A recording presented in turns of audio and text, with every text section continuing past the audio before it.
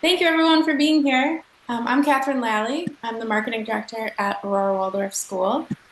On our call, we also have Vicki Luca, who's going to be helping us out with some of the Q&A. Vicki is our admissions and outreach director. And we have five amazing, accomplished, creative, fantastic alum with us. And thank you so much for being here.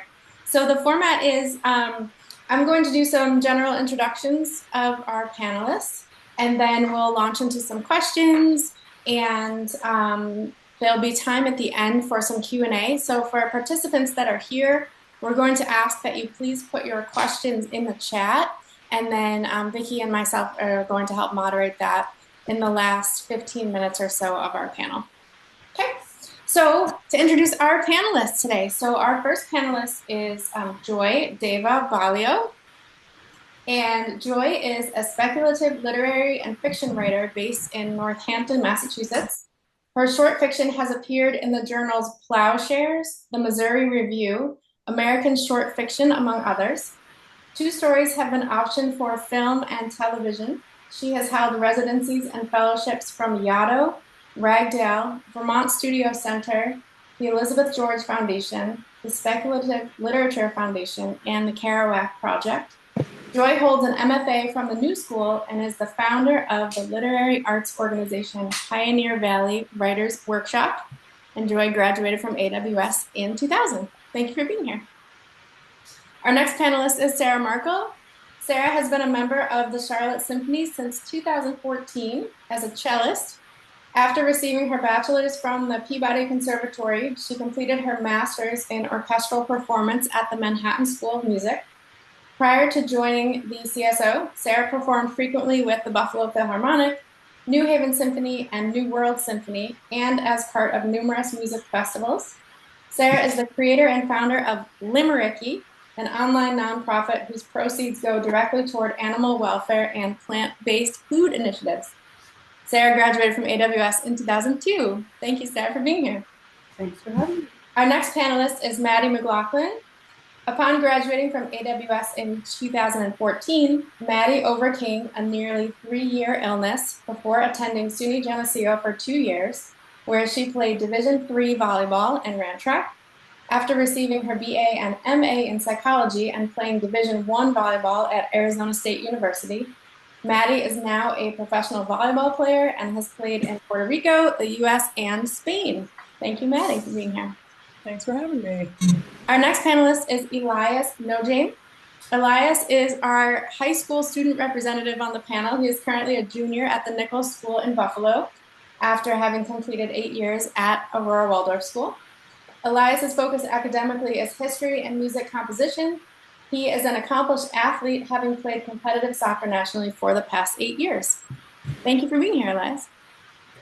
Thank you. And finally, we have Drew Kemp. Thank you, Drew, for being here. Drew graduated AWS in 2020, the infamous year, so it might be interesting to hear how that was a little bit different for you.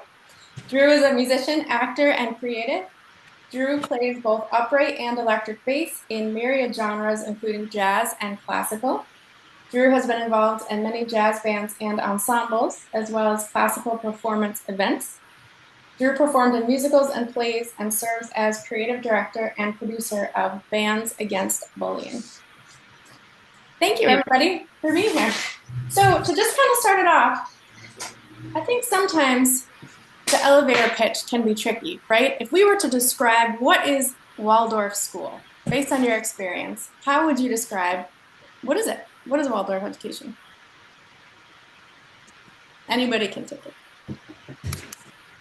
I can start.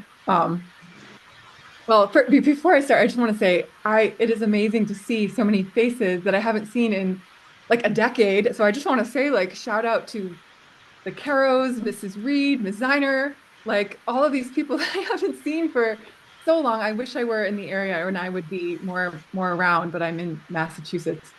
And the Tunkies, just want to say that. So nice to see you all. So what I usually say that it is I start by usually just saying I loved school, and I went to school and I just loved school, and then that's kind of my elevator pitch to people. I also kind of focus in on the creativity. I say, we were always doing creative things, we were doing things, we were having fun, we were learning through exploration. And I focus on that because it's really hard for anyone to disagree with that. That's a good thing that you want to go to school. So that's where I start. Yeah, I totally love what Joy said, and I think I also talk about yeah. It's really hard to summarize. I often have trouble with that. I feel like a lot of people follow up with the question like, oh, is it like Montessori? And then I say, I don't really know what Montessori was like, but I think it's a lot more structured from what I've heard that people talk about Montessori. Um, I usually focus on the heavy outdoor time because I just feel like that was such a huge part of my experience at AWS was just like we were we were outdoors all the time and it was just cultivated into us a love of being outside. And also I think the other big element was like a low technology experience, which I feel like gets more and more important every year. Oh, for in my experience, because I kind of agree with what Joyce said, where it was kind of a thing where I loved going to school. Like it was something that I would like look forward to be like, oh, I can work in my main lesson book, or I could do this creative writing exercise, or I have games class today, and that's what I'm going to be doing. Or and I think a big element of it is we didn't just focus. We had like a structure where we would focus on one subject for a whole like section of a year instead of all these different subjects at once, so we could have more time to look more in-depthly at each of the subjects. And a lot of our like subjects other than like our main lesson book were like woodworking and handwork. I learned how to make socks. I learned how to make dolls. I learned how to make bowls. I know that like there are different like tools that I have now that like I wouldn't say I would have had if I were to go to a different school. So Elias, with you being the most recent graduated, do you find yourself explaining often to your classmates where you came from? Do you get that question? Well, what was that? What was that about? Yeah, I do. I get a lot of those questions. And honestly, it's hard to explain because I believe from the public school versus our school, it is extremely different. I mean, I feel like I obviously don't know because I didn't go there, but it seems like a lot of stuff is piled on you at a young age, including like grades. Um, and just like the personality building of that Waldorf does for you, and like the basics and the foundation up, you don't start with all the stuff, and it's also personalized for you. You get to do the basics where, like, what if we didn't have our phones and you can entertain yourself? I mean, just getting outside, like being in nature. I feel like now a lot of schools don't offer that at all. I mean, even like the plastic play playgrounds. We were on wooden things and playing in the sandbox and getting muddy, literally the whole time. I mean, Yes, every single day. yes. Now, some of you touched on the outdoors and how much you love the outdoors. Is there what else did you really love about being at AWS? Like when you think back on it, is there something that you think of that you're most proud of or that you really loved or something that you created or accomplished or maybe it was the outdoor time. Like what is kind of what sticks in your mind there that you just loved about your time at AWS? For me, what like, and this has actually been a quest that I'm constantly trying to recreate this aspect of AWS in my life is the festivals and the sense of like seasonal magic and the sense that you're involved in something really communal and really special around the seasons that I mean I still associate fall with like Martin Miss and candle making and like Advent and the Advent spiral like I miss those things and I mean I've read a lot about how I mean there is something very ancient about like marking the seasons with those kinds of things and I feel like my whole childhood was steeped in those that sense of magic and And I mean, even so far as my sister Rami, who some of you know, teaches at a Waldorf school over here in Western Mass, and I've tried to actually find a way that I could like, not break in, but like sort of be part of some of these things, like some of the festivals. That to me, the class play, other the Olympics, the sort of Greek Olympics, a lot of the festivals and the sort of sense of specialness that happened felt very unique. And I will say that one of the biggest things that I've noticed in being in the world outside of Waldorf School for like now it's been 25 years since I graduated, and you meet a lot of people that have different experiences with school. And most of the people that I have met have had some sort of trauma experience with school and with bullying and with not wanting to go to school. And to them, fall is a time of like, oh, I dread it because I have to go back to school. And it's so interesting. My partner of many years, like viscerally feels sort of a sense of like PTSD when fall comes because he associates it with school. And for me, it's the opposite. I'm like, wow, I'm ready to kind of I'm so excited to go back to school, and that's sort of what fall is for me. So I guess yeah, I would say the festivals, but so many other things too. That's so beautiful. Thank you. I Is would it? say, oh, sorry, Go ahead. I would say I love that answer. First of all, that's fantastic. And I would just say that the fact that we get to do such a wide range of different things through Waldorf, like I missed it. I mean, I think as you get older, you're expected to specialize within your career and your life, and that makes sense. But I am so grateful that I had that kind of experience where I got to do working and be in a play. I mean, I'm never in a play now. Like that would, that would never happen. And then running around in the woods and just doing all of these different things that I think made us into really well-rounded human beings. So I would say that that's probably one of the things I'm the most grateful for. Everyone on the panel has very different interests and skills and career life. I would love to hear about some of these. We talked a bit about why is it unique? How would you explain Waldorf? What's special? What are some of those things that you take from your time at AWS that you're using in your day-to-day careers now? What have you found that you really are carrying with you in your life and or in your career? I can just say personally, the music and the creativity standpoint from the very beginning. I mean, I didn't think I loved music in grade school. Like I played the viola and then I played the bass, and I still am playing the bass now, and I like it.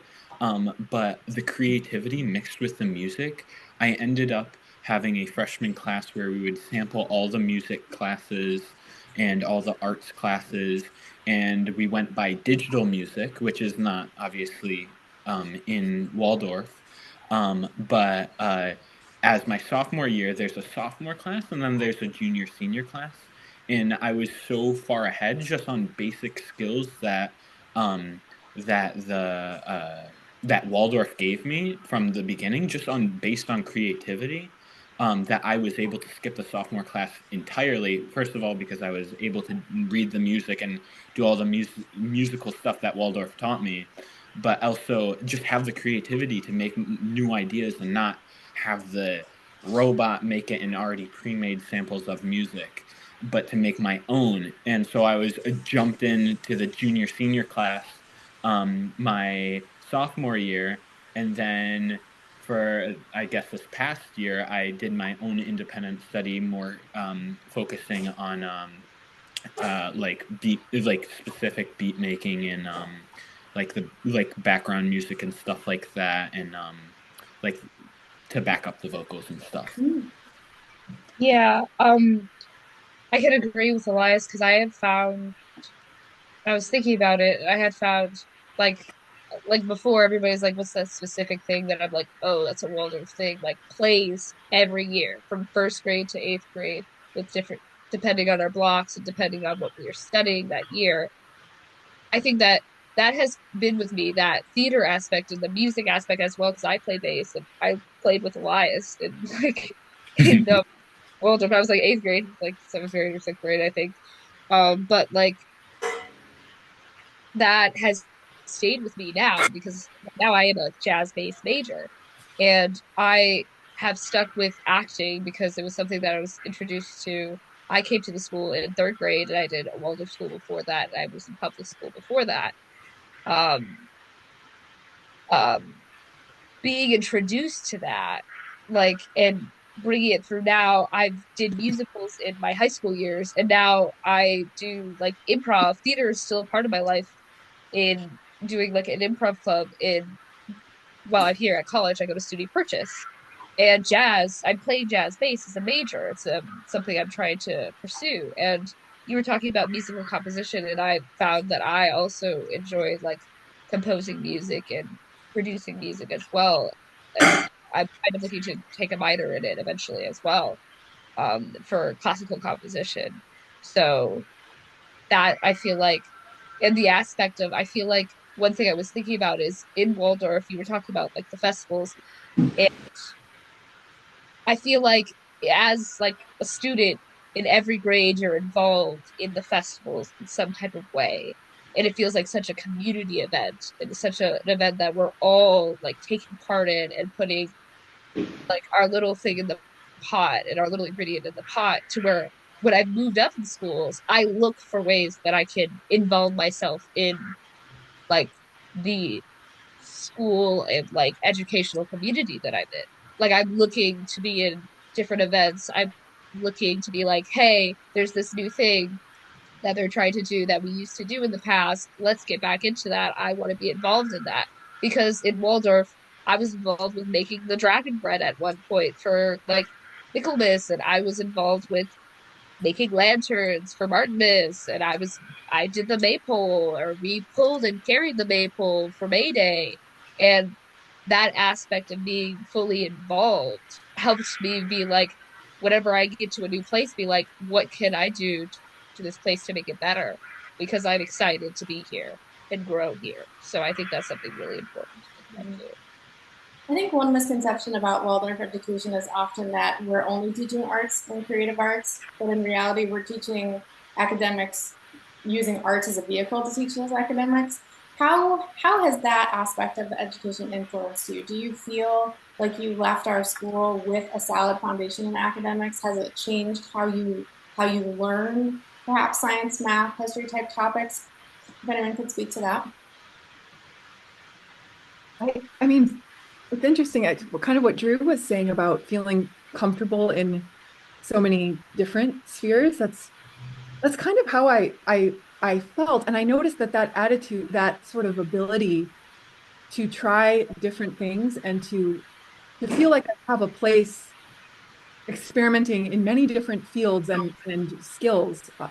That I mean, I do feel kind of like I'm often the only person, or like I feel akin to what other Waldorf kids have that ability to kind of, oh, sure, class in knife making. Like I feel at home here. Let me go into the forge and do that. So but also, yeah, like you said, it isn't about just the arts. It's for me, it really is a a way of just moving through the world and approaching things with curiosity, with a sense that I can take something from these various things, various activities or skills of value, even if it isn't tangible value that is going to translate into how I do my taxes or something. Like there's something real and valuable in all of these things that have direct impact on our lives. I mean, I am in the arts. I'm a writer. I constantly am drawing upon artistic things.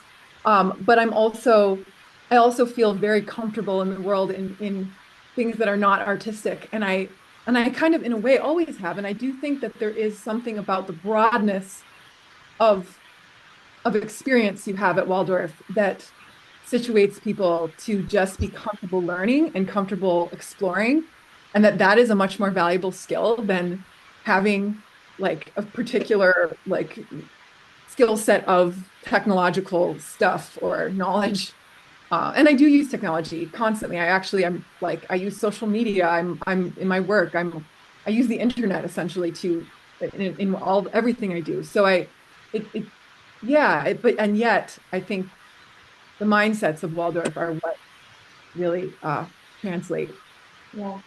And I'm hearing, Drew, you touched on being at Waldorf led you to be perhaps more of a community-minded person, somebody who wants to build community, etc. And Joy, you're touching on that creative aspect, and it's made you curious and comfortable in all these different realms. I'm wondering, Sarah, Maddie, or Elias, do you find other aspects of your AWS education has shaped your personality in some way that you can look at that aspect of your personality and say, yes, this is from my time at AWS? Absolutely. I can go on this one if you want.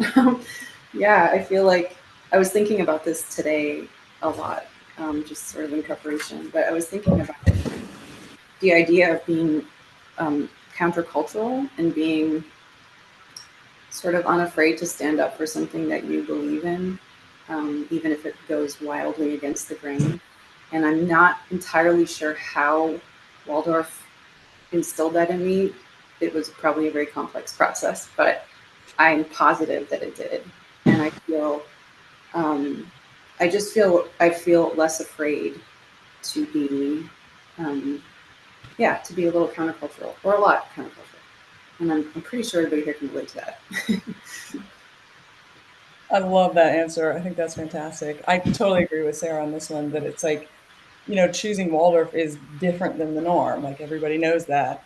And so I think, like Sarah said, it just prepares you to be different than the norm. And I think the people who are the most successful in our world in any career are the people who are different than the norm. And I've certainly found that in my career, like even if it's going about my training in a different way, or if it's just having a different mindset or a different understanding, like approaching even a sport like volleyball in a different way than everybody else is. I feel like that's what can give me an edge, and I'm not afraid to do it that way because I've been accustomed to doing things differently. So yeah, I love that answer by Sarah. I think that's perfect. Yeah, I would love to speak on the sport thing and give an example. So, this past year, I became the captain of my varsity soccer team, and there was a lot of troubles going around the team around the coaching. There was very poor coaching, and then inside the team, there was it was a very poor relationships between the players. And just to be able to be a natural leader coming from Waldorf, we don't do things by the script. If they're wrong, if you think otherwise, you'll make that known. And for example, I stood up for myself. I We were playing poorly, very poorly in one game, and we were losing 2-0. And I felt like there wasn't enough attacking, and it's a complicated story, but basically I didn't think the coaching was good, and the team started fighting within each other. So on the field in the 70th minute, I changed around the whole entire formation by myself while playing to make sure that we we could get along and actually play with our certain type of skills, and relationally be able to put the people who are strong, like the who are strong together on one side, and like match people up. And so just the genuinely not being afraid to do that. And guess what ended up happening? We ended up scoring 2 goals back. So I mean, it pays off. It just and another thing, not to drag on, but I also have dyslexia and ADHD. So educationally, it was very rough, you could say, for a lot of people. And That was not the case in Waldorf. First of all, I got my own personalized help in Waldorf, but later on in high school, I was able to learn my own skills to speak up for myself. Just speaking up even in the middle of the class, I might be a little bit more fearless and a little bit unsensitive towards my own stuff. But just honestly being able to speak up for yourself and not being afraid and being your own leader to be able to do that. And like throughout my whole entire life, just getting the extra help that you need, or getting the extra step that maybe another dyslexic kid who's not as fortunate as me in a public school or something like that was not able to learn from just the basic rules that and ground skills that Waldorf gave me. That's awesome. Thank you for sharing that. Elias, you were talking a bit about your soccer team and you have done quite well in soccer. And Maddie, we'd love to hear a little more about your athletic career as well, because I think, again, sometimes a misconception is you don't have real sports programs or you're not going to transition into high school or college as an athlete. So if either of you could talk a little bit about that and what that experience was like for you. Sure. I feel very passionately about this topic. I love talking about this because you're totally right. A lot of people think like Waldorf, it's the artsy fartsy crowd. Like, they called us Waldorfs or whatever. Like it was such a thing. But yeah, I think it is our strength that we delay sports in the way that we do. Like, oh my God, I can't tell you how many teammates I've had that have overuse injuries because they specialized at a really young age. Their parents threw them into volleyball or something when they were 6 years old. That's all they did. They had the private lessons and all this stuff, the clinics and the camps, and Division One was kind of the goal, maybe for their parents more than it was for them. But then they get to that point and they're burnt out emotionally, physically. Their bodies have fallen apart, and I'm always fascinated that it's like, yeah, they can play volleyball really well, but they can't throw a football, they can't shoot a basketball, they can't play baseball. Like they don't have any other kind of athletic skill. But with Waldorf, like delaying that the way that they did, not only were our bodies preserved, but by providing a holistic athletic curriculum, we had the chance to develop every single motor pattern that is then super beneficial.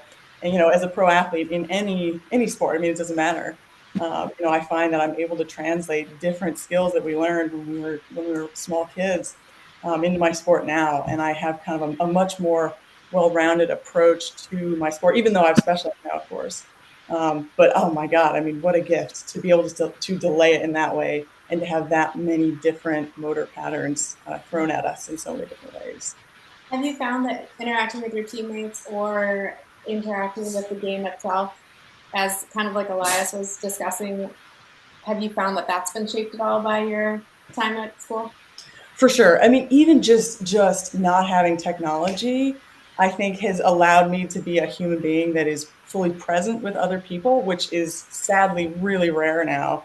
And so, you have a lot of, especially now after going pro, I saw a lot of divas. Like a lot of my teammates don't know how to receive feedback or how to be criticized. Like they can't they can't elevate their gameplay because they're afraid of discomfort. And so I would say that's a big one, is just my relationships with my teammates and also with my coaches, almost being more important because I feel like I'm able to take feedback and to be uncomfortable in practice or training environments, whereas a lot of people really struggle with that because they don't have that kind of the social interactions that we have in Waldorf every day. I mean, personally, you could give all the credit to Waldorf for my soccer career. Yes, I had some natural talent because of my parents and my genetics, and I was born into it. But like just with natural talent, you're not going to get anywhere. You want to go to practice. You have that drive to, and I mean, you also have to have the responsibility to the stuff that like Waldorf gave you the responsibility. Waldorf gave you the courage. Skill is only a sliver of what happens. It's how you grow that skill, and that's not with watching like soccer videos or TikTok or whatever. It's through personal effort, and how you express your personal effort is through these basic skills that Waldorf gives you. Let's talk about technology a little bit, shall we? Waldorf schools, it's an interesting intersection time because we've always been low tech, low screens, and now the damage caused by screens and particularly social media, young people with phones, young people on social media is becoming more and more in the forefront of discussion and conversation. How was that for you? Particularly maybe Drew and Elias being more recent grads, was that, do you look back and do you appreciate that? Was that a hard transition then to go into social circles where everybody did have social media and everybody had phones? I'd love to just kind of hear some thoughts about technology and its influence on you now and when you were at school. Yeah. I think for me personally, I think it really helped me like be able to like communicate like fully with other people. I think when we think about it, the transition I think was also difficult because I was like, it was kind of like I was in an analog world and everybody else was in a digital world.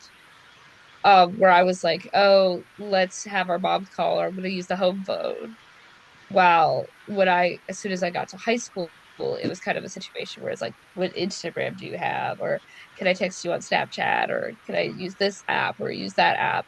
I wasn't really into it, have never been really into it, not good at keeping up with trends, never will be. Um, but I'll second um, that. yeah.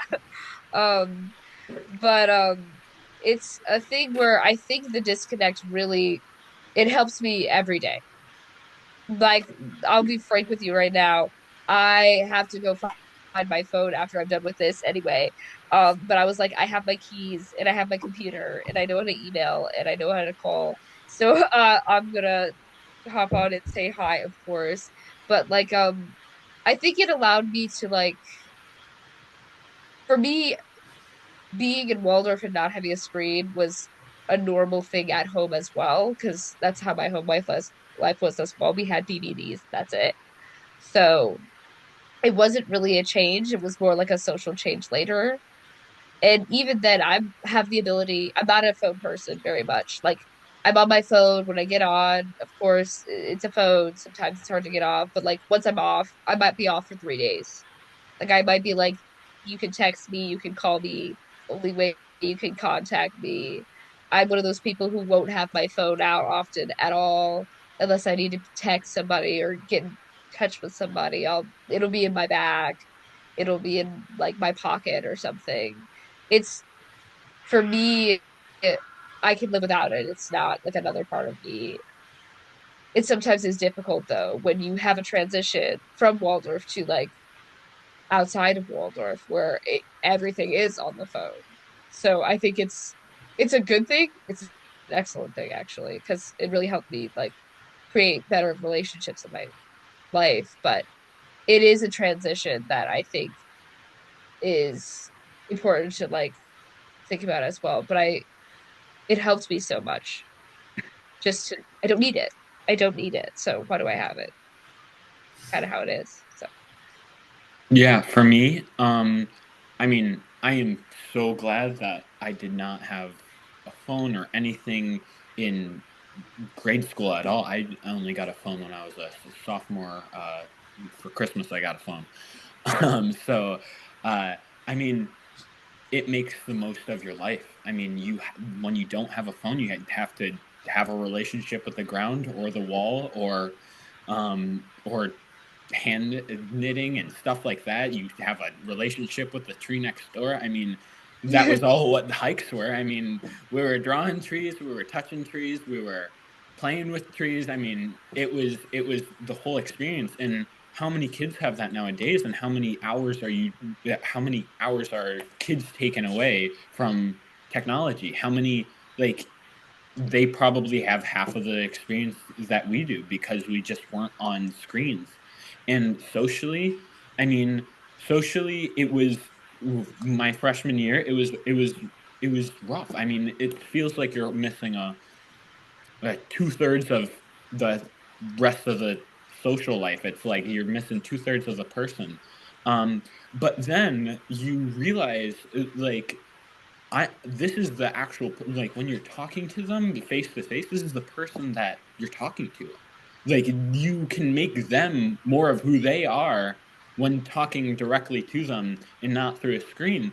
And then when I got a screen and I was able to text and do stuff like that, um, I realized, well, there is no point in this. I mean, there's no more of a relationship that I'm connecting. I mean, I know some kids have other online connections from far away and far and wide, and I have cousins in Europe, so it's nice to have that. But I mean, I can just use my parents' phone. Like the amount of that it's unnecessary is honestly was astonishing for me because I thought I was missing out half of the relationship, and I wasn't. I was actually getting less after I felt, because they were able to hide. It was, you didn't fully understand. There was no, you can't express emotion through your voice through a text unless you do a voice recording. It's just, you experience the full person, and that's what you don't really get anymore, which is pretty sad. It is. Sarah and Joy, having graduated pre a lot of these social media type things and phones and whatnot, how was it for you being an adult with the Waldorf background coming into the age of everything's on your cell phone and everything's on social media? I go there. Okay. I'm just cracking up because this whole thing makes me feel so old. But it's also just fascinating to hear Drew and Elias talk, because I've had so many questions about what it's like for current, more recent grads. Because I picked Maddie's brain about this many times. Yeah, it's funny, in the 90s and early 2000s when I was at Waldorf, TV was the boogeyman, right? Like there were no phones, there was definitely no social media. Computers were just kind of a new thing. And the learning curve for me was pretty steep even then, like into high school. I remember I bought a book to teach me how to type, like a physical book. so, um, so yeah, I feel so grateful to have. I feel like maybe I was one of the last, our generation was one of the last to have like a childhood that was free from a lot of this. Not so much because my parents decided it, but because it just didn't exist. And I know my parents played a big role. We didn't have a TV and all that, but like, I just feel like, wow, that has got to be a huge fight these days for parents. And it's humbling to see. But yeah, I just feel a lot of gratitude for like having a childhood that was protected and preserved from all of that. And I know Waldorf played like a huge role in that.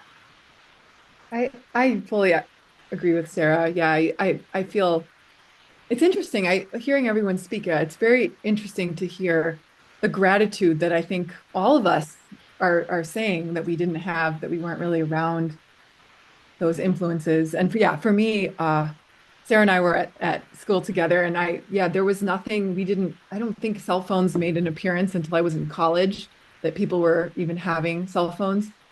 And as far as the learning curve, I do remember there being a bit of a struggle when I was first learning to type up like essays and stuff in high school.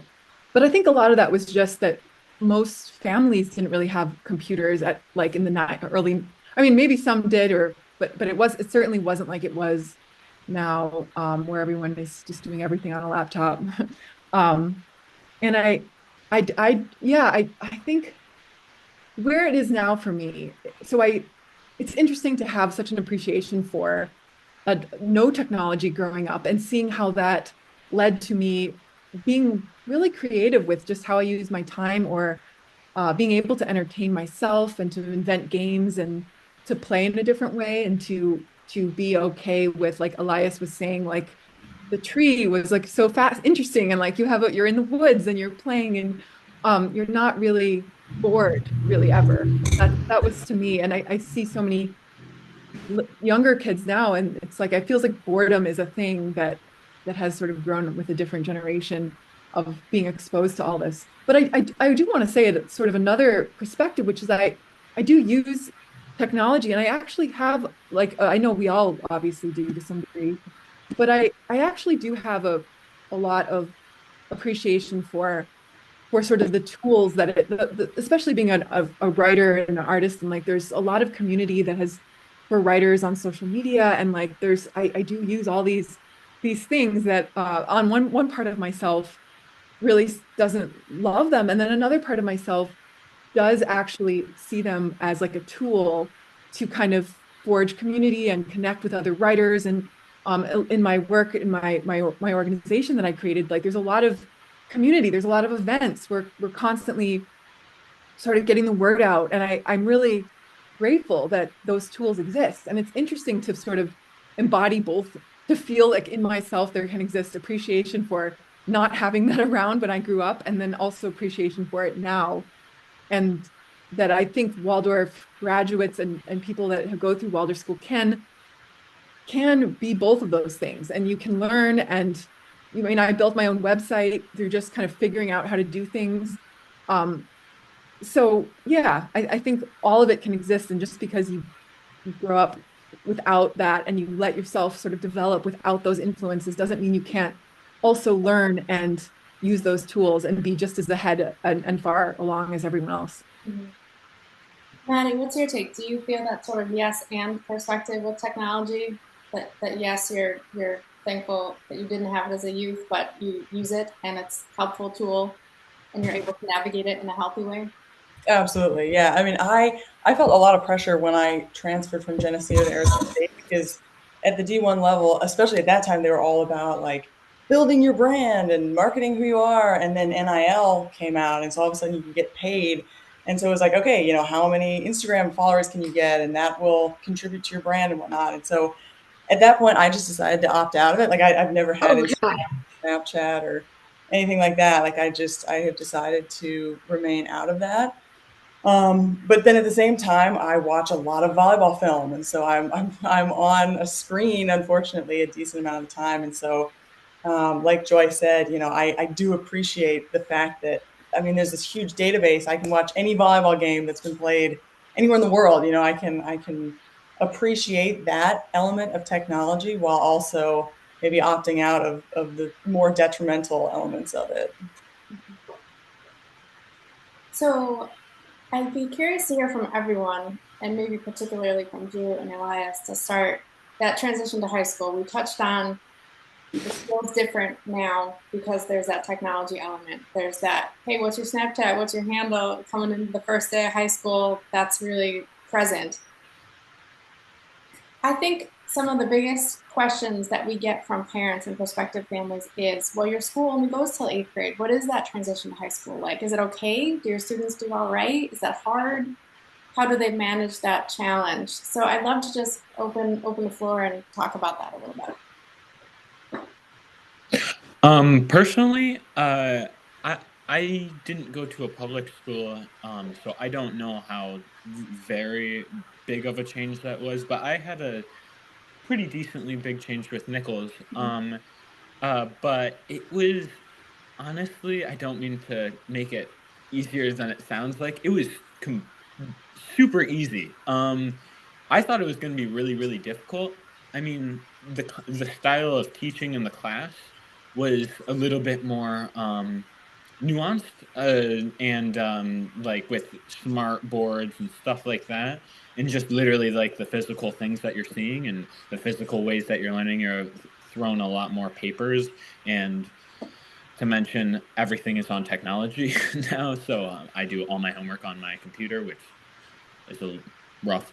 But besides that, socially, I talked about the screen kind of getting in the way. But honestly, I mean, I personally don't believe you can just have a great relationship and your best friend can be a relationship just to the on the screen. I mean, I built the strongest relationships in my first year and I didn't even have a phone. I mean, I don't think a phone is a factor in a new transition. Um, but transitioning wise, academically, I went to a pretty helpful school that could deal with my academic needs with dyslexia and ADHD. Um, but it was a bigger school, so it was maybe didn't want to make it that public. But having time after school to talk with teachers fully understood. I thought it was going to be more challenging than it was. It was completely not challenging for me personally. It was a very smooth ride, and I heard from my uncle who was a teacher at East Aurora that Waldorf students would be caught a bit behind in the first quarter and catch up in the second quarter and then be like ahead of the game in the second quarter. I didn't have any of that. Totally, um, it was just totally as if it was Waldorf, but it was obviously not. But it was super natural, super chill. It was honestly, it was a great adventure. Honestly, that probably Waldorf gave for me just to see open windows and open those windows up and not be frightened of those. And just to have it natural, not on a screen, and not emailing my teachers, but going up to them and having personal relationships. I mean, it was, it was, I was scared, honestly, at the, like, before school. By the end of the first school day, I was walking home with a massive smile on my face. It was great. That's so great. Thank you for sharing. Drew, what was your experience like? And I know your year was a lot bit different given COVID, but what was your transition to high school like? Yeah, yeah, it was different because of COVID. My freshman year was half in COVID and the other half was hybrid. So there were struggles in that, I feel, but I think I'm a person who likes to get to know all my teachers, no matter where I am and what I'm doing. I like to get to know the people around me. I'm like, hi, how are you? And I make my presence known. So, and I was one of the very few people who are like also doing hybrid stuff. So a lot of times I would come into a class and there was only like one or two people because I was like, oh, I have the chance to go in. I'm going in. I'll go to school. So, and that I think was a really good thing for me because I did really want to go to school. Like said before, Waldorf made me want to go to school, still makes me want to go to school. I love to learn, and that's, I think, a big thing that Waldorf grew in me. And the transition, it's not difficult. Plain and simple, easy answer. It's not hard. I think Waldorf, the transition, for other people, it might have been a lot, but I think I agree with what Elias said. It's nothing. It's school. And especially when you enjoy school and you enjoy learning, no matter where you're learning, and you have great teachers and great educators around you, which was 99.9% of my experience in high school. Um, you're gonna have a good time and you're gonna be good. The phone thing, I got over it. As interesting and like as much of it as it was a change for me, it wasn't something that made me go like, I don't want to go to school anymore. No, I was like, I'm just gonna say hi to their face. I'd be like, hi, hi. That's the way I kind of did things. The transition was, it was nothing. It The hybrid, we had already done kind of virtual school and doing other things before because we were in Waldorf school. We kind of had to do that weird switch where like we're doing Waldorf stuff, but we're on a camera because COVID-19 exists. But so I had already kind of had experience with that already. So being in a public school, and I went to a performing arts school. I went to Buffalo Academy for the visual and performing arts. So it was it was it was also a school that I really wanted to go to, so it helped a lot even more. So like, yeah, it was nearly nothing. I had already done the virtual thing. Once I got out of the virtual thing, it was just like, yay, I get to study music, yay, I get to focus on music, get to see my teachers every day.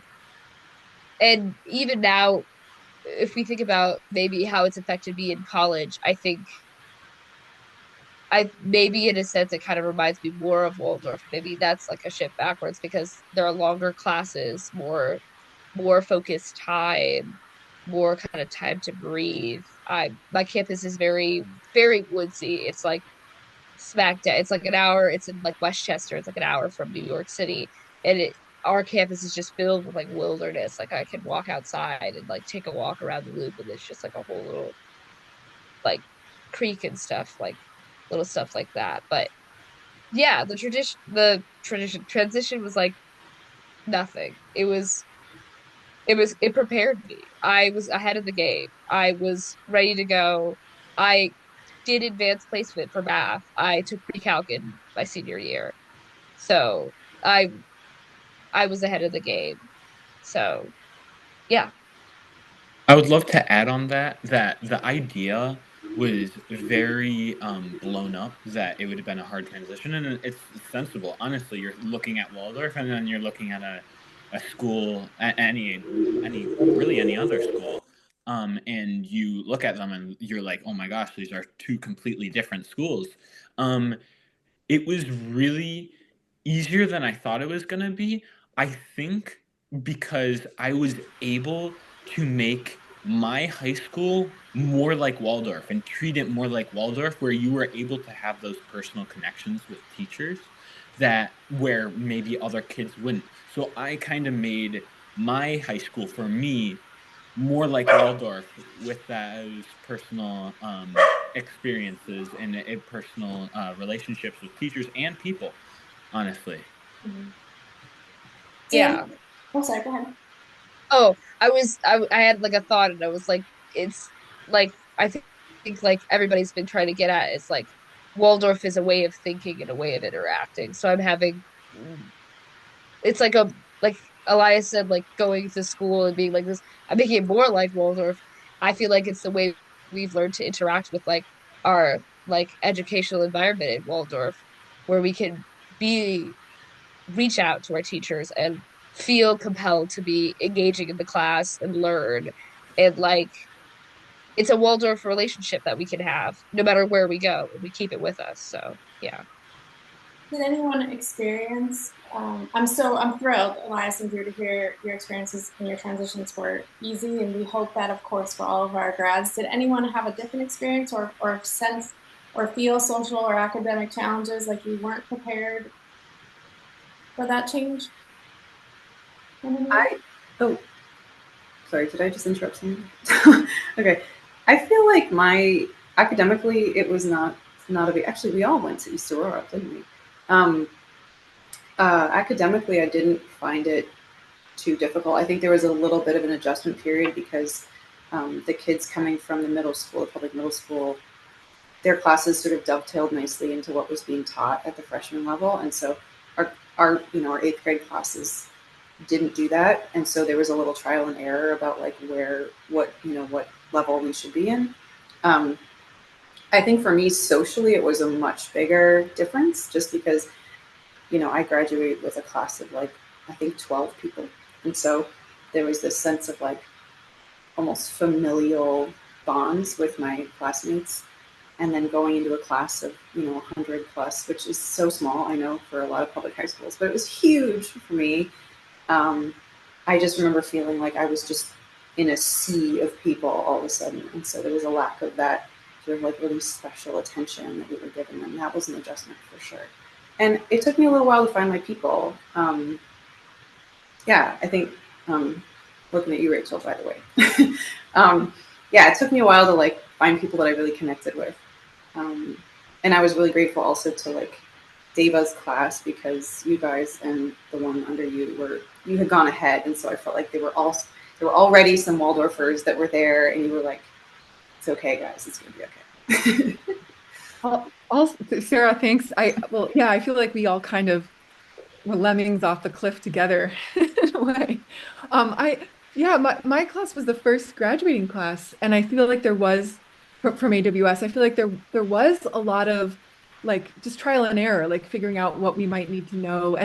But looking back on it, I mean, there were like my first semester of high school. There were like a little things like some adjustment. Like I entered and I went to Buff Sem for the first 2 years, and then I transferred to East Aurora High School solely because we moved from Buffalo to East Aurora. But there was like a little bit of like figuring out like how to write an essay in the way like this particular English teacher might want it and I remember those moments, but then it was like it was no big deal. It wasn't like I was sort of behind in some big way. I actually, when I first went to Buff Sem, I wasn't on in an honors track, and the next year I was in all honors and AP classes, and so like they just bumped me up to that. So there was a little, yeah, a little of that, but I the whole thing, looking back at it, I mean, there's all these transitions in our lives from one thing to the next. Like for me, I transferred high school. And when I went from Buff Sem to East Aurora, I was learning, well, okay, what's kind of expected here and what are the standards here? And then obviously when we go to college, like there's another transition into a different system and what classes are we taking? Even between the different classes in college, we're learning different strategies and systems. And after college, I was in Teach for America. So I was teaching and I was in New York City learning like all of these other things.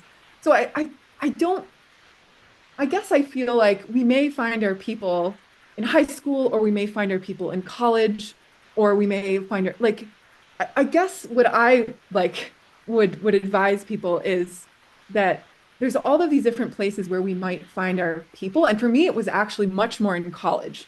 It was when I went to college that I was like, wow, okay, these are like my people, and these people are all they're speaking my language, and there's a sort of synergy here.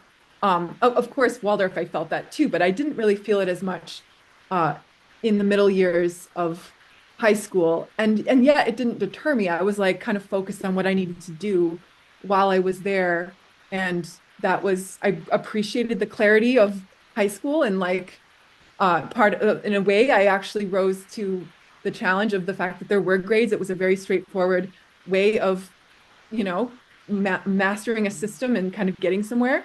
And so I didn't really even mind that. It was more like figure out what this is asking of me and move through it. And then I sort of felt a different expansiveness when I got to college. Yes. Thank you. So I'd like to move into a little bit of what Brene Brown calls the rapid fire section, right? So just a few questions. I'll let each of you answer. Just give me, brief answer, and then we'll move into questions from our guests. So, favorite memory from AWS?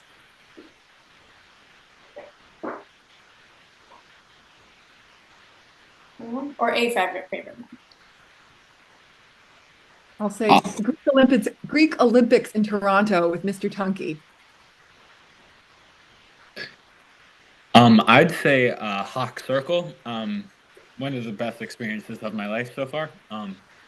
Very fun time. A little bit too much fun, So, you could say. for any new parents, Clock Circle is the 8th grade trip where you go to a wilderness school for a week. I would say I have a lot of favorite memories, but I'll stick to one. I'll say third grade farm trip. That's awesome. Fully. I would say playing capture the flag throughout the entirety of the AWS woods, also with Mr. Tunke. Yeah, I would say time in the woods for sure, by the creek, falling into the creek. Ms. Ziner leading songs and with tremendous amount of energy.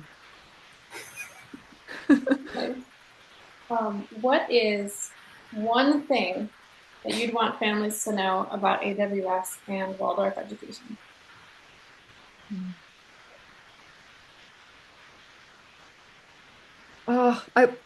For me, like what I would want them to know is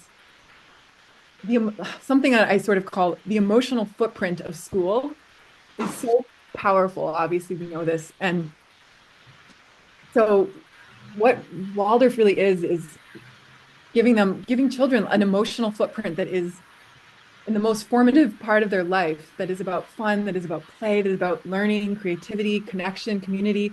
Just like if you could give that emotional territory to your child instead of one of dread and bullying and just fear of it, just that to me is what I would. It's like I don't have kids, but that's the one thing I know. If I ever did have kids, they would go to Waldorf school. Yeah, I'd say trust the process. It You might see one aspect or another aspect to be like, well, how is this helping their education? When I was at my school, we did this, that, this. I promise you, every single aspect of Waldorf is curated to help us learn so fully. It is feeding the soil so that when there are seeds planted, they're guaranteed to grow anywhere you go. I Everything I've done at Waldorf has assisted me in some way to move forward, like even now.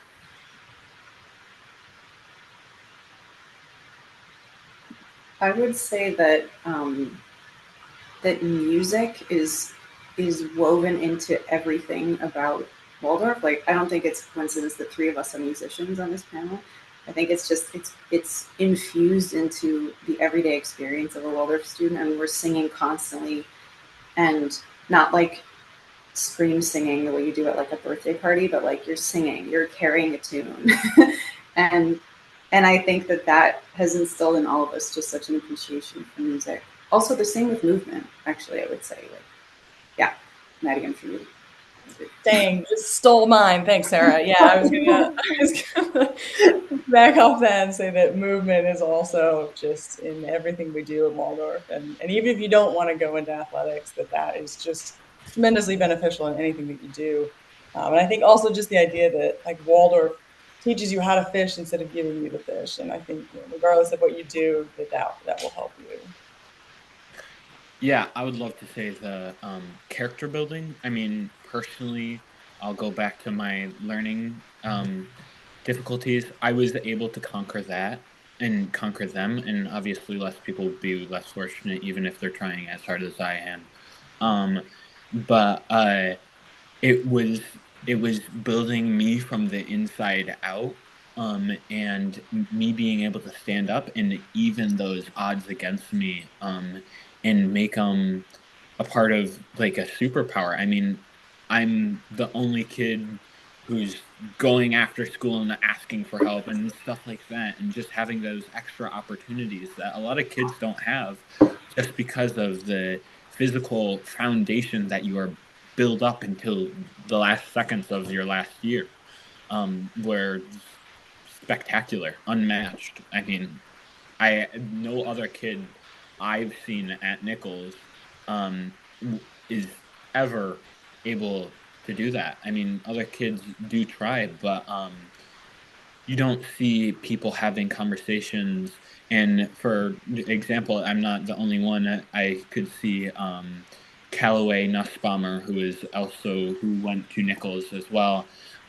She had the same experience. I would always see her in the hallways, checking to after teacher, and just you could see that character just flourish in the learning environment. That's great. Thank you. Favorite class from AWS? Jim. Okay. Also, Jim. Jim, but also I'm just gonna say the songs, the music that Mrs. Reed let us in. Like Rami and I, my sister and I, still sing those in front of people. We're like, oh, we can sing some songs from Waldorf, and so I mean that main lesson, just the. I mean, How could I not love like main lesson with designer? Like it was always so much fun. German also, handwork, all of them. Yeah, handwork, woodwork. I think main lesson, especially with like language main lesson and history main lesson, I was like my thing. I would say my favorite were lunch. Sorry, but I'm joking. Uh, and Jim. Jim was I love Jim, and then Frau Janowski, my favorite teacher. I mean, well, amongst others, obviously Mrs. Caro as well. Obviously, um, all of them were my favorite teachers. But I just loved Frau Janowski. She was awesome and supported me throughout my whole adventure. Does anyone have a particular block or project that they remember, they think back on working on? That was their favorite? I remember just the trip we took to buy fabric with Mrs. Caro to pick out fabric for our pajamas, and just like the steps of like how like, it was so exciting. Like we got to leave school, go on a field trip in the effort of like finding the fabric. And then we got the fabric, we came back, and then the project began. And just like the steps involved, like this complete process. was so exciting. And there were so many examples of that. Just like training for the idea that there'd be this thing that we were working toward. And it had these different steps, and we did it in so many different projects. I mean, another one that I already referenced is the Greek Olympics with Mr. Tunky, and like how we're training in all these different athletics, and then we're also making our togas, and it all comes together in getting to go on this amazing trip and compete against other schools, and just the excitement of that for someone in like elementary middle school is just like nothing else. It's just so much fun. Yeah, I would say like a favorite like project or block. I think like the Greek Olympics is also something that I really that's super. It's really exciting to like, especially when like for us, like it was at our school and we stayed overnight in the tents, and then like the next day it was like there are schools coming, they're here, they're all here, and it's a whole thing, and it's like get your togas on, get ready to go. And I learned how to throw a javelin. Like I don't know many people who can be like, oh yeah, took javelin class, whatever, whatever. I was like, hey, I learned how to throw a javelin, guys. And like do discus throwing and distance running and what else did we do? Those are the three that I remember. Those are like my favorite. But like doing that and just having that whole experience to be like, we're all now Greek warriors in this moment. And we're going to take pride and dignity in everything that we do and take these steps into performing these tasks and have this whole award ceremony after and like eat with different schools and meet different people. It was like that I do agree is one of them. I gotta say, for me, it was I love history, and my favorite two blocks were the blocks on ancient Greek and ancient Rome. Speechless. I mean, they were the best told stories. They were the best teach classes. I mean, I couldn't get any better. I mean, those classes were amazing. I mean, I wish those months would repeat themselves on and on and on and on. I mean, I loved it. And another thing with that relates to my learning disabilities or lacking stuff. I learned a lot through stories, and one of the main things that Waldorf gave me, and what I was able to learn and now recreate stories, um, is is just the storytelling. The quality of storytelling changed my whole entire life, and I learned a whole different way just because of it. Like just listening to stories, and I've taken tests like reading a problem mixed with reading a story with like context and stuff. It is wild how much it helps and how much like you are immersed in the story and you are a part of the story. And so when you are able to do the Olympics, you are already set up and you're like basically in the world of Athens or Greece or whatever your faction was. And it was an experience. It was like you were in simulation. It was awesome. I mean, I wish I could go back. Maybe if they're offering classes. It sounds Yeah. like we need to have an alum Olympics.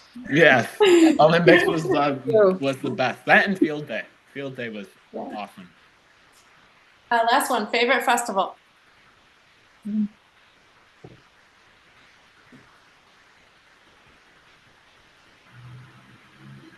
I mean, I'm gonna say May Day, but Advent also. Yeah, I think Advent Spiral. Yeah. I would go Winter Fair. Mm. Winter Fair. I would go Winter Fair. Even though every single thing I look forward to, I'm like, oh, they're doing Dragon Bread. Oh, they're doing this. Oh, they're doing that. Oh, I'm so excited. But I think Winter Fair is the thing I always come back to. Yeah. Personally, the Winter Fair is unbeatable. So yeah, no, I can't. I can't. I mean, there's no even. I mean, they're all great, but like Winter Fair is just like up there. I mean, spectacular. So I would like to invite our guests to place your questions for our panelists into the chat. and we will address those as they come in. So whatever's on your mind, put it in the chat. Let's hear it. Let's hear some good questions. And in the meantime, while we wait for those to come in, any kind of last, if we have prospective families watching this, what do you want them to know? If they're considering Waldorf education, any kind of final thoughts about what you want their takeaway to be? It's a great choice. Everybody deserves Waldorf education. I think, honestly, a lot of problems, I think we're also looking at it in a time where like different types of curriculums are being restricted, and especially in like the place that we're in. And I feel like everybody deserves a Waldorf education because I think it's the bare minimum education that everybody deserves. I leave Waldorf school with a full understanding and a wanting to learn. It, I, I think it should be the base level education that everybody receives. I would like to double that. I mean, as again a dyslexic, and I don't mean to be redundant, I had troubles reading, and the delayed time that you had to start reading was very helpful.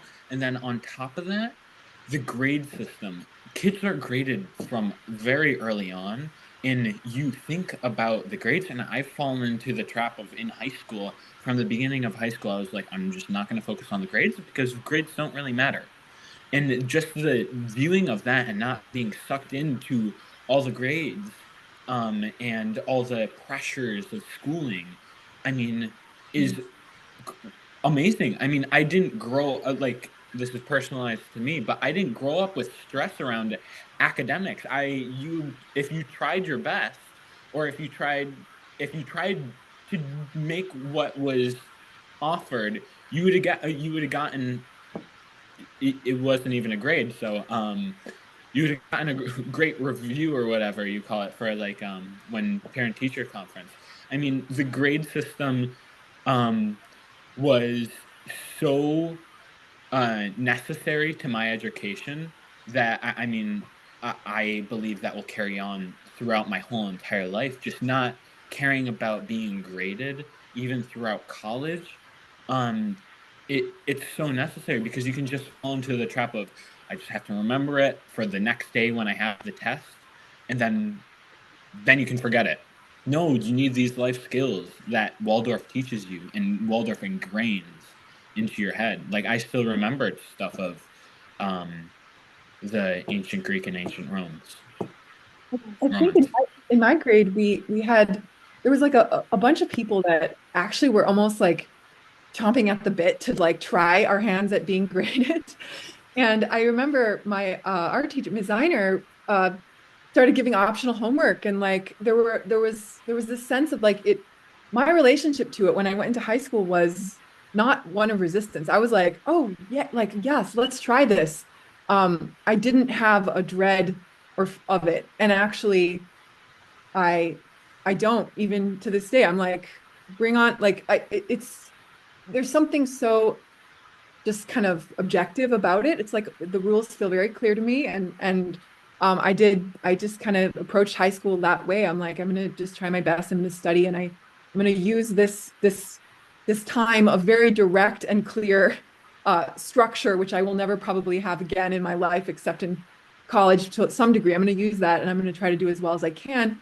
And I did very well in high school. I was second in my class, and I went on to just kind of go into college that way and feeling like the system wasn't a threat in any way to me, and nor did it cause me much stress. I mean, I do think that, yeah, I do think that if I had been having grades given to me earlier, and I was like a second grader, and suddenly my worth is like being determined by grades, I think I might have had a different relationship with it. So I think for parents that worry about, well, my child is starting to read late, or they're not going to be ready for when grades start, I would say, like, you actually might be hurting their desire to do well by giving them grades too early and by saddling them too much homework.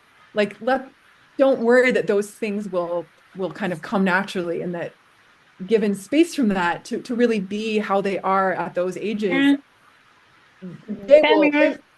they should be able to fully jump in and do well.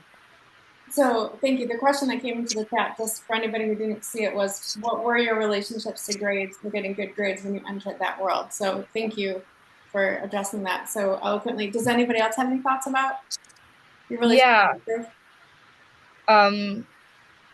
For me, grades are introduced in Waldorf school. They're just introduced a little bit later. There, I found I used to be my number one brag as like a kid in like third grade when I had first like come into the AWS school. Was like, I have no homework. I'm just chilling. I'm just learning. I'm learning about this, that, and the third.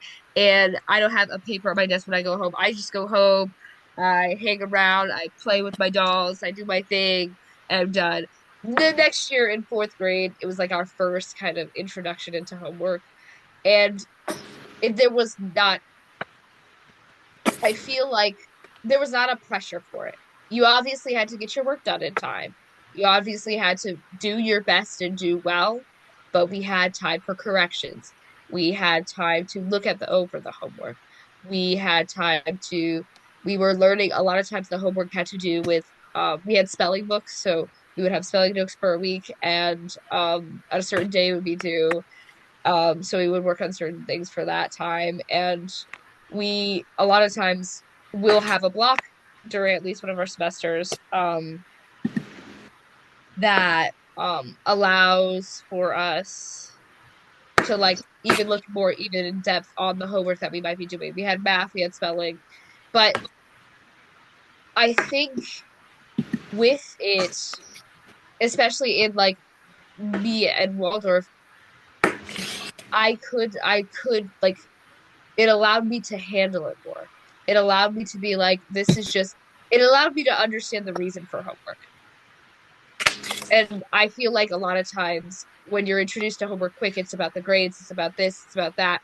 But the idea of homework is to be able to practice the things that you are learning at home so you can have those skills for the future. And you're able to practice them around. Sometimes our homework is work on a project. Sometimes we have big projects depending on our blocks. Sometimes we have big like writing assignments, things like that.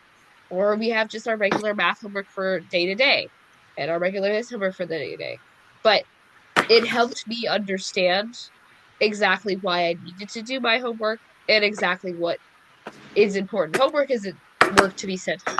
Homework is things that we have done in class that we're going to practice at home so we can learn. And it helps me in the future be like, oh, in high school, they're not giving me homework to be asked to do. They're giving me homework so I can be better in class. And they're giving me homework so I can actually learn the material. And even in college, where it's less of homework and more so of, it really is like boils down to, especially right now, is just practicing what you're learning. Like it might have been more regular in like the past, like middle school and high school, but now it's just like this is what you've learned. It's time to put out a project, write a paper about it, tell us, give us a presentation about this, give us a piece of music about this that we learned. It's about practicing what we've learned in class so we can grade it in our learning. And I think that's what is like it taught me about it. So yeah.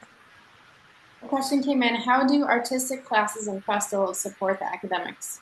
I can speak to that really quick because I mentioned the festival so much. But I was thinking about that. That's a great question. And I think it all comes together for me in how layered the education feels on the whole. Like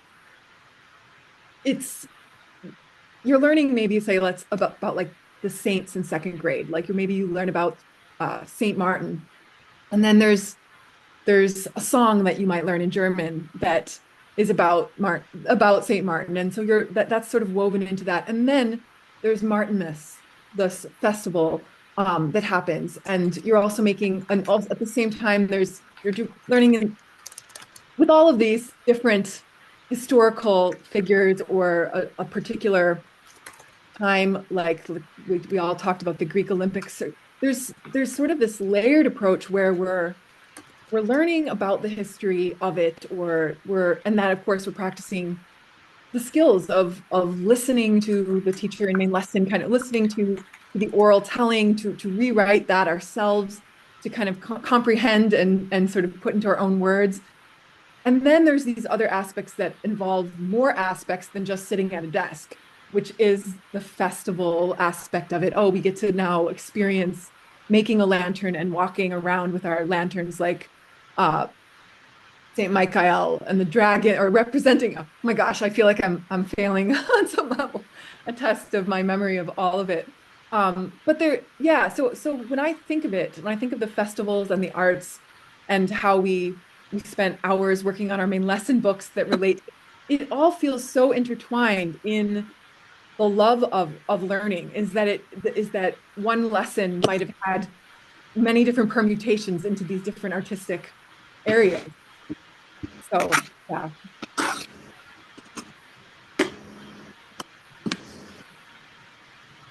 Main lesson books are such a unique Waldorf thing, right? So for anybody on the call, maybe there's some new parents here who are still learning what a main lesson book is. Who could take us through, for example, a science block and how that relates to your main lesson book and what's going in your main lesson book and how is the art integrated with the lesson there?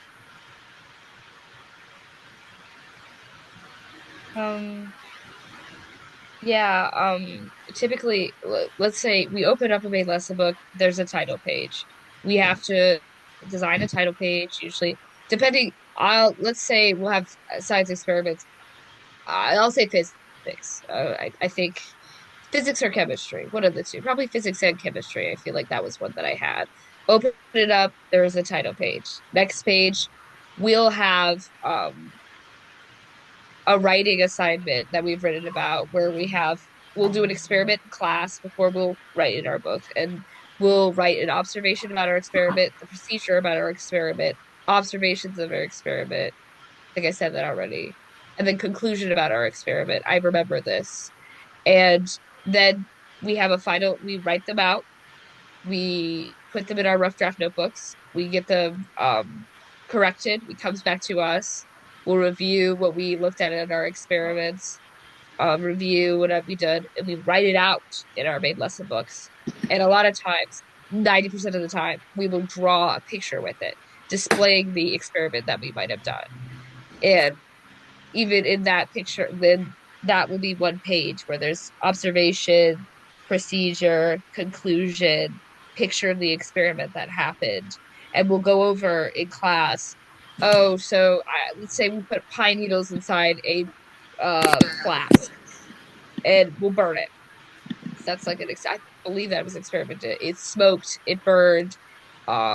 We could see precipitation come out the front when she put the pine needles in the flask and the this and the that. We'll look at the entire thing, write it out, analyze it, put it on paper. And that's a lot of the pages, let's say, of it. Then there is maybe the water cycle in one page, and that's something that we'll go over in class, where maybe there'll be a picture on the chalkboard and it'll be like Steve, precipitation, all the different like sublimation and all those different things.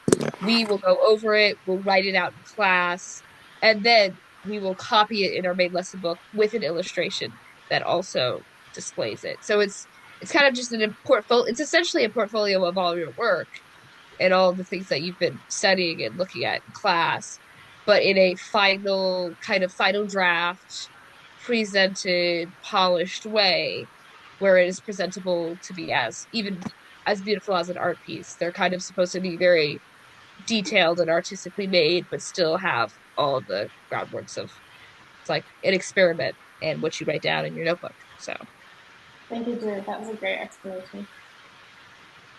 Next question. What would you tell parents who are resistant to Waldorf or discouraging technology?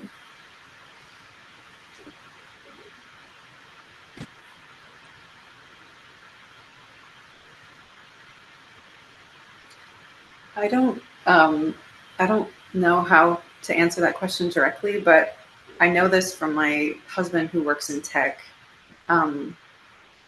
that, and maybe lots of people already know this, but like a lot of the like high up tech titans in the US send their kids to Waldorf schools. So I feel like that says a lot. Yeah, I agree. I think, like I was saying, like the Waldorf relationship or like a Waldorf understanding, technology technology is not a way of learning, but it is something to learn. And if we do not have the groundwork to be able to learn these things properly, because our groundwork was interfered with in technology and in that spaces, it will be a difficulty in interacting with other things as well as technology. So learning how you learn first, like teach somebody how to fish. Like you, I forgot the saying, but it's like teach a man how to fish. He'll be able to catch a fish every day. Give the man a fish, he'll just have the fish, and that's it. The Waldorf education allows you to be able to learn about technology in a safe and productive and non-dependent way. While if we depend on technology, which technology is a tool, it's not something that is our appendage. So it's not attached to us.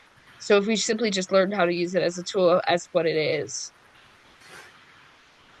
we can use it in the best way it is for us. So I'll also add that a lot of my long-term partner also is very tech savvy and very much at the forefront of a lot of things. It's often kind of what Sarah was saying. A lot of the people that are most savvy in technology are the ones that I find are always recognizing the value of Waldorf just among the circles that I'm in. Like they're often the people that think outside the box in some way, or that are sort of these really creative people that went into technology to kind of be in the at the vanguard of something. And I think that connection is like should be kind of known. And my partner, who's like the most brilliant person, one of the most brilliant people I've ever met, like wishes he went to Waldorf school. And actually that's one of the conversations we have a lot. I'm always kind of talking about how wonderful, even 25 years later, my Waldorf education is. I'm like one of the only people that I know that talks about my first eight years of school. I'm like, how wonderful that was. And he knows everything about Waldorf because I talk about it so much. And he's 43, wishes he went to Waldorf school. So. We had a comment come in that said from Beth Trimmer that says both James and I are in tech careers and are obviously all in on Waldorf education for our kiddo. Just sort of following some of those thoughts. So we're almost at the end. I wanted to give Maddie or Sarah or anyone just a chance to share any final thoughts or final things you might want to share with families considering Waldorf education. I would say just that, like, I think the best decision you can make and the best gift you can give your children. And I know not everyone is financially capable of doing that, or some people can do some years and not others. But whatever it is, I think even just incorporating the Waldorf idea, like I think Elias and Drew were speaking about this, that it can be a way of being and a way of learning, even if people aren't able to attend for the full time or whatever it may be, but that just the Waldorf approach to life, I think, is tremendously valuable in whatever capacity people are able to do that. Yeah, totally agree. I feel like if you have the means, you should do it. I think it also says a lot that, people who are classmates of mine who are having kids, all of them want to send their kids to Waldorf. There's just no question.